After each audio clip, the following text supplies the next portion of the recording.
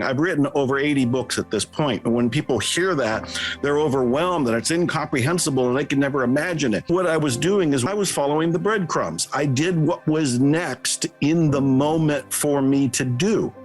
As I kept doing that, I end up at this point, decades later, and I can look back and go, oh, wow, by following breadcrumbs, I've written over 80 books. And even I'm impressed. It's like, how did you do that? Most people are going to begin by saying, if they want something and you ask them what they want, they'll say, I want $1 million, or I want this big house, or I want my own business. And they're not making anywhere near the $1 million. They don't have the big house or the means to it, and they're not even in business.